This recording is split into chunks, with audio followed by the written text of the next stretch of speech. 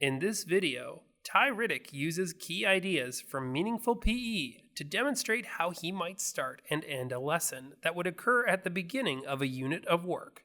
The unit of work that Ty is teaching is Zone Games, and he is positioning this as being appropriate for a grade 8 class, aged approximately 13 years. Okay, welcome everybody. Today we're going to be starting a new unit on Zone Games. Okay, Zone Games are games where we try and move an object from our territory or our zone into our opponent's zone in order to score a point or a goal. Can anybody think of some examples of zone games that you know or that you've played in the past? Game where you got to move the object from one zone to another to score a point or goal. Yes, Spencer. Soccer. Soccer is a great one. Another example of a zone game. Yes, Rosie. Frisbee. Ultimate Frisbee. Yes, Adam. Basketball. Basketball. That's my favorite one, so that's great. So what we're going to do is we're going to start with a little warm-up, and we're just going to try and build some of the skills that are associated with zone games, and then we're going to come back to these questions as we did last unit about what it is that we might find meaningful in zone games. Notice that Ty begins this lesson in a manner we imagine any unit might begin, with a clear outline of the content area and some objectives that are shared with or co-constructed with students. What is important is that students are given an opportunity to experience a version of zone games, and Ty is intentional in encouraging them to think about what they find meaningful about them. So what I'm going to ask you to do for a warm-up is you're just going to make a group of 6, split yourself into two, so we'll divide the class in half.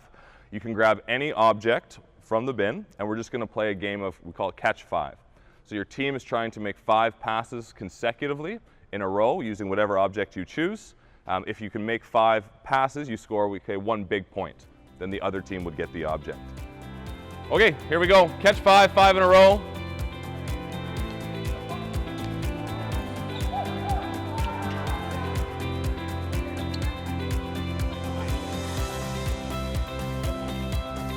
Good.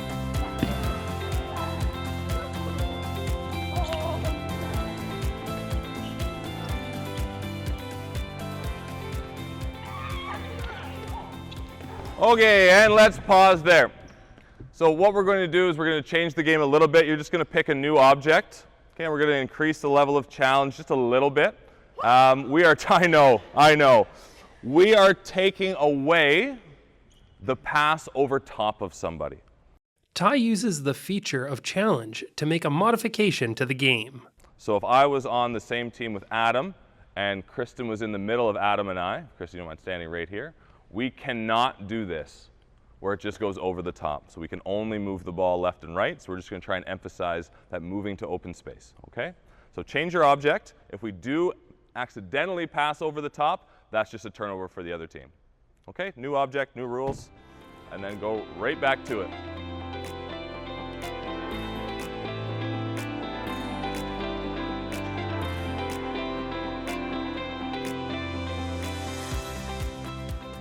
Heart rate's feeling elevated? Excellent. So in our last unit, we talked a little bit about things that we could find meaningful in our participation. Okay, do you guys remember, what are one thing that you found meaningful about last unit? Yes? I really like the challenge part of it. Good. So challenge was one big thing. That was a big thing for a lot of people. What's another thing that we found meaningful maybe in our last unit? Adam? It was really fun. Good. Fun. Super important. Dana? We won? Oh, yeah. Okay. Some of us, not all of us, can be really competitive, so competition is a really good source of meaningfulness and also kind of relates to that challenge piece. Getting to play with friends. Yes, always getting to be with our friends is great. Okay, so what I want you to think about is we are going to think about, as we go through this unit, and even today, we want to think about, are these things the same? Are the things that I found meaningful last unit going to be the same in zone games, or are they going to be a little different? In this early part of the lesson, Ty encourages students to reflect on ways that meaningful experiences can change across different content areas. Students use the shared language of meaningful experiences that they have developed over the year so far, referring to experiences that were challenging, fun, competitive, or social. Importantly, Ty is open to each student's response. Because meaningfulness is individual and personal, different students will likely identify and emphasize different aspects of participation that are important to them. Still, students will also likely identify common features of participation, such as fun and being with their friends. Getting a balance between finding what is important to individuals as well as understanding patterns within the group is helpful in building belonging and community in PE. From this point on, the lesson can continue into its main movement focus. Arms length defense, no steps.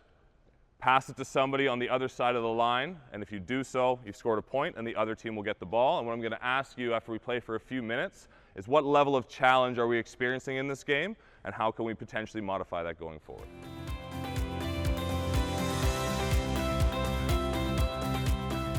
Okay, and we'll pause there.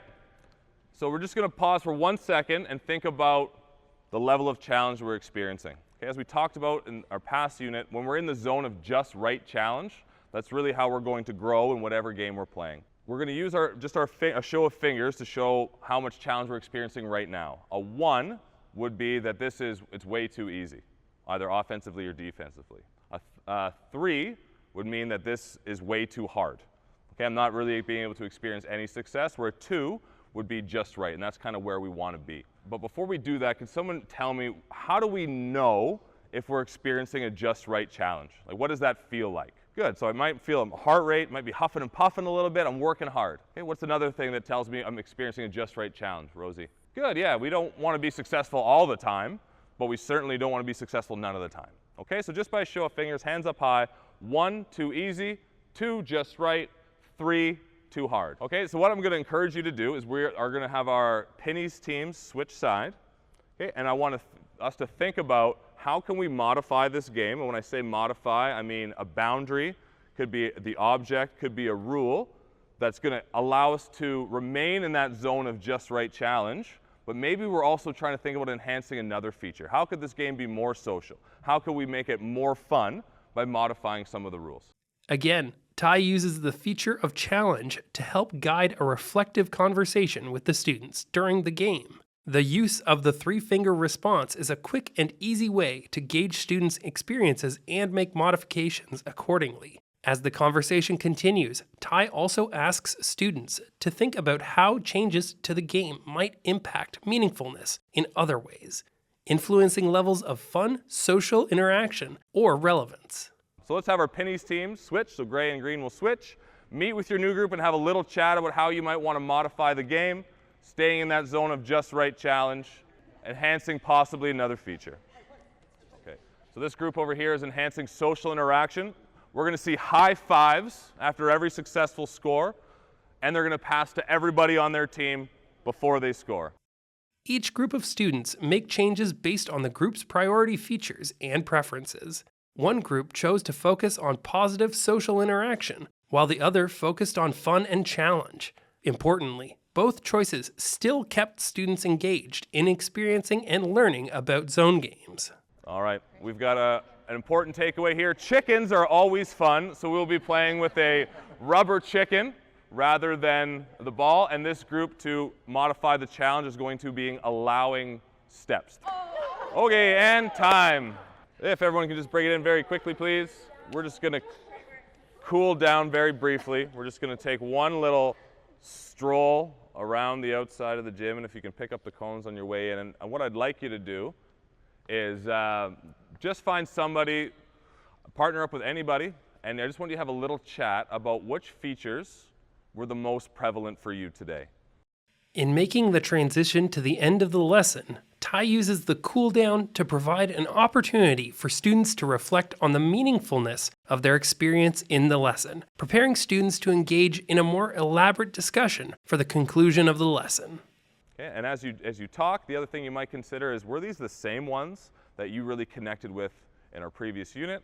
So just a nice cool down walk just around the gym, and then I'll meet you back by the whiteboard. So partner up, quick chat, whatever was prevalent to you. How is it the same or different? Thank you very much. Does anybody mind sharing what either you or your partner said about what you kind of connected with in today's lesson? Because what I want to think about is, to help me plan where we're going next, is I'd like to really know what your goals are and things that you would like to improve on for the rest of the unit. So in our past units, we've just same number that you've been before. So top of the alphabet, A is 1, and bottom of the alphabet, your number is going to be 12. So I'm going to give you a sticker, and what I'd like you to do is just put your sticker on what you would like to improve on for the rest of the unit. So maybe it's catching or receiving an object you noticed is something you want to get better at, maybe throwing with accuracy or power. Is it maybe what to do? I'm not really sure what to do offensively, strategically. I'm not really sure maybe what to do defensively, or maybe there's something else that you really want to improve on in this unit that I haven't thought of, and that's a conversation that we can definitely have. So if you don't mind coming up, and I will just give you your sticker, you can place it, and then you are dismissed. For the conclusion of the lesson, Ty uses a strategy that his students are familiar with and asks them to identify a personal goal for this unit of work. In setting goals, Ty's students are encouraged to connect their learning in the past to the present and think about their future. And they do this by engaging with the features of meaningful experiences that form the basis of their shared language of meaningfulness in physical education.